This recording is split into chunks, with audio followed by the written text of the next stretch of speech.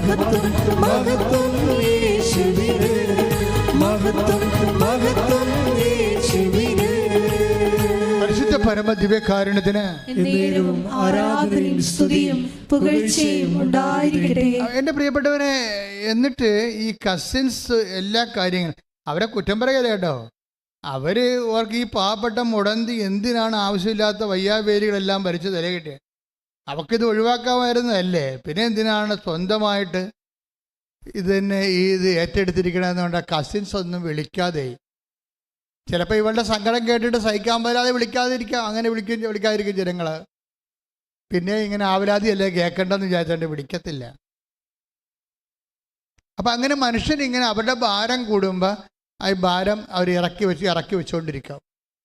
അതുകൊണ്ട് നമ്മളെ ഇന്നല്ലെങ്കിൽ നാളെ അവിടെ ചുമലിന്ന് നീ അവലംബം വെച്ചിരിക്കുന്ന ആൾക്കാരെ ഇറക്കി വെക്കുമെന്ന് അറിയണം. അതാണ് ഏറ്റവും വലിയ അറിവെന്ന് എനിക്ക് തോന്നുന്നത്. നീ ചുമന്നുകൊണ്ട് നടക്കുന്നവരെ ഇന്നല്ലെങ്കിൽ നാളെ ആഘോഷമായി നിന്നെ ഇറക്കി വെക്കുന്ന ഒരു കാലമുണ്ടാകും. കർത്താവിനും അറിയാമായിരുന്നു ഇറക്കി വെക്കുമെന്ന്.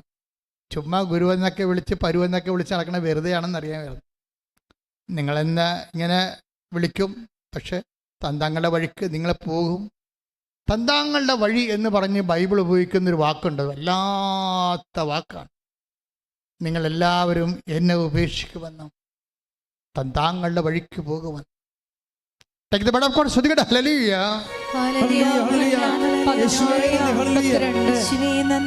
യോഹന്നാൻ 16:32.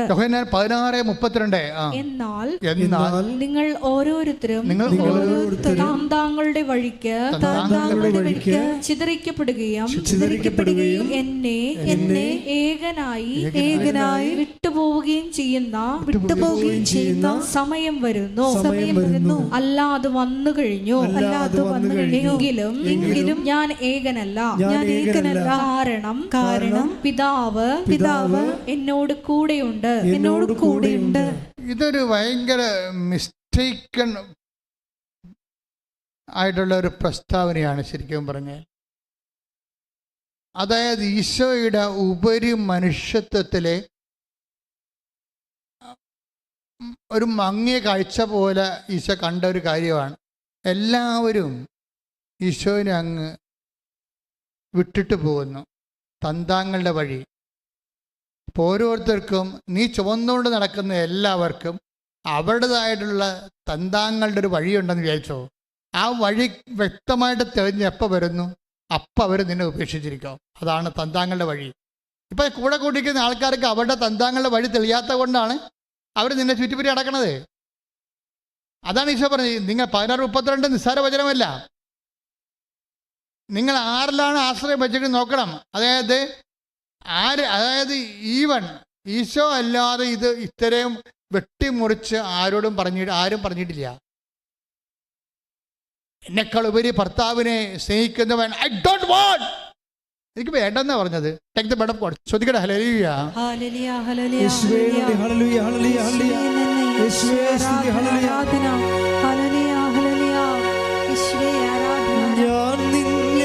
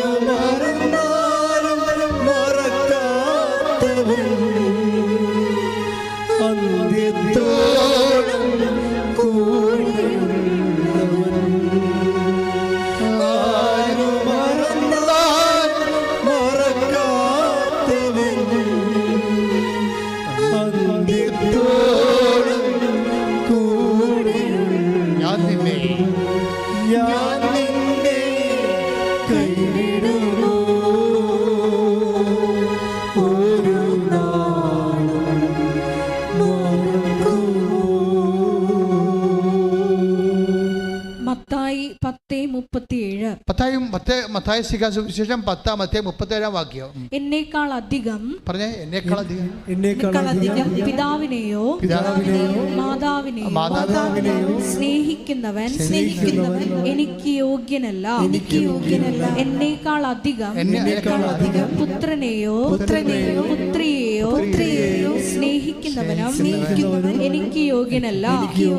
സ്വന്തം കുരിശെടുത്ത് എന്നെ അനുഗമിക്കാത്തവൻ എനിക്ക് യോഗ്യനല്ല. അപ്പൊ കുരിശാണ് പ്രശ്നം. കർത്താവിന് യോഗ്യമാകുന്നത് ആരാണ്? കുരിശാരാണ് എടുത്തിരിക്കുന്നത്? നമുക്കൊരു ഭാര്യയുണ്ട്, നമുക്ക് ഭർത്താവുണ്ട്. ഇപ്പൊ ഭർത്താവിനെയൊക്കെ വർഷങ്ങൾ പരിചരിക്കണ ഭാര്യമാരില്ലേ, ഒരു കുരിശിനെ പരിചരിക്കണവര്. നമുക്ക് അധികം ബന്ധമില്ലാത്ത ഭർത്താവിൻ്റെ അപ്പനെ, അത്രയും ബന്ധമില്ല, ഭർത്താവിനോടും ബന്ധമില്ലാത്ത ഭർത്താവിൻ്റെ അപ്പനെ, ഒരു പ്രഷർ രോഗിയെ പരിചരിക്കുന്ന മരുമക്കളില്ലേ, അവരെന്താ ചരിക്കണത്? അവരുടെ കുരിശ് എടുത്തിരിക്കുകയാണിത്. ക്രിസ്തു ഈ ലോകത്ത് വന്നത് സഹനങ്ങളെ സ്വന്തമാക്കി ദൈവത്തെ നമുക്ക് അവകാശമാക്കാനാണ്. കൈയിടിച്ച് കർത്താവ് സ്തുതിക്കട്ടെ. ഹല്ലേലൂയ.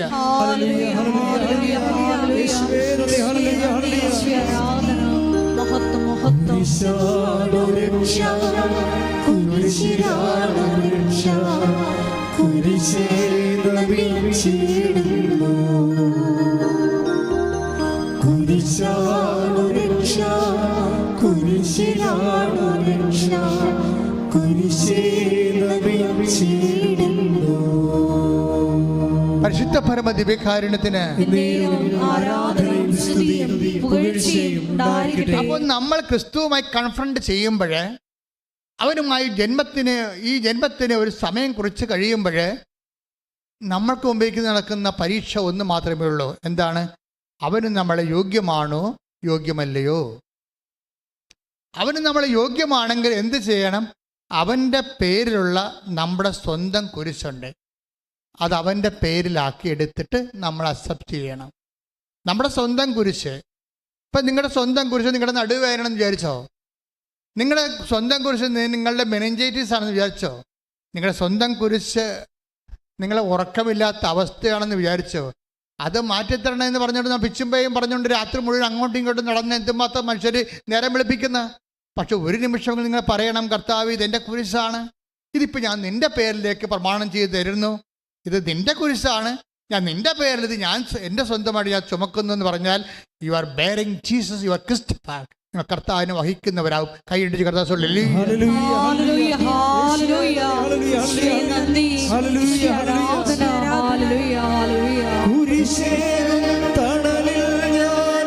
കൈയടിച്ചോട്ടെ.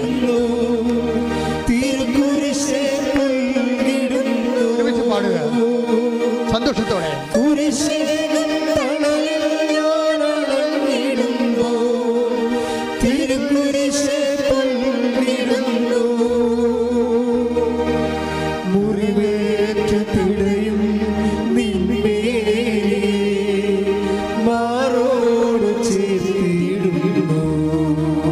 ഒരുമിച്ച് എല്ലാവരും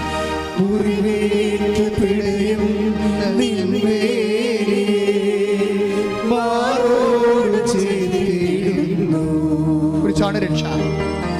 കുരിശാണ് രക്ഷ, കുരിശിലാണ് രക്ഷ, കുരിശിലാണ്